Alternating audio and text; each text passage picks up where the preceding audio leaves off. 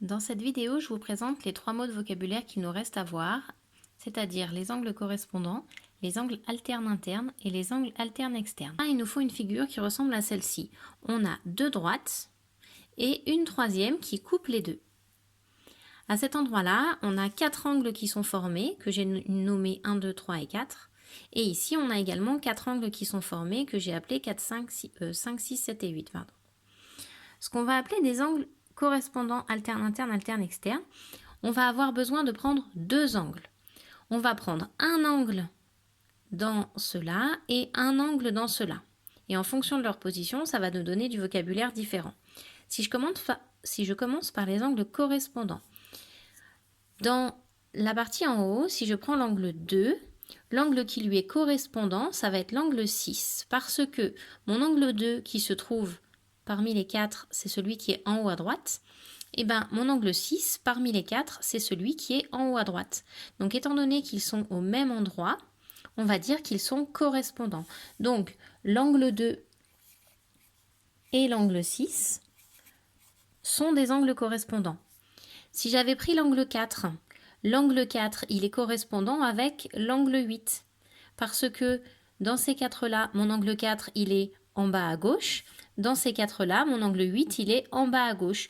Donc, l'angle 4 et l'angle 8 sont également des angles correspondants.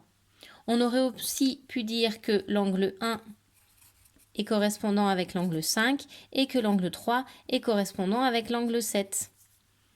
L'angle 1 est correspondant avec l'angle 5. Ils sont en haut à gauche. Celui-ci est en haut à gauche parmi les 4.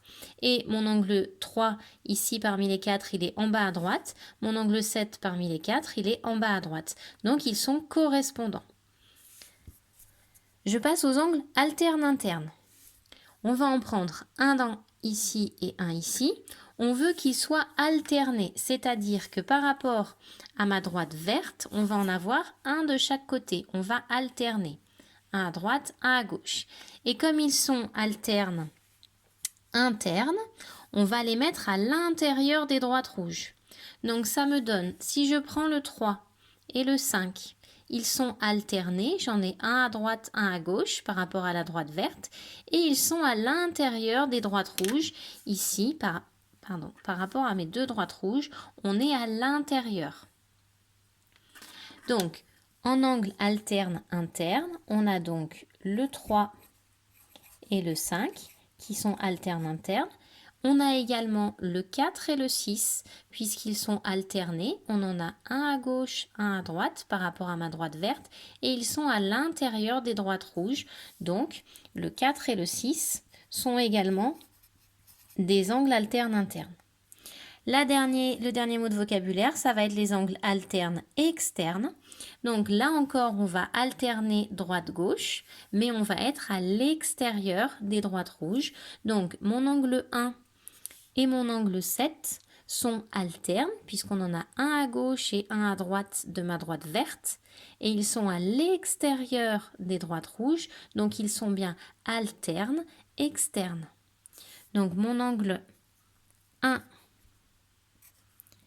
et mon angle 7 sont alternes externes, tout comme l'angle 2 avec l'angle 8, puisqu'ils sont alternes, j'en ai un à droite, un à gauche de la droite verte, et ils sont à l'extérieur de la droite rouge.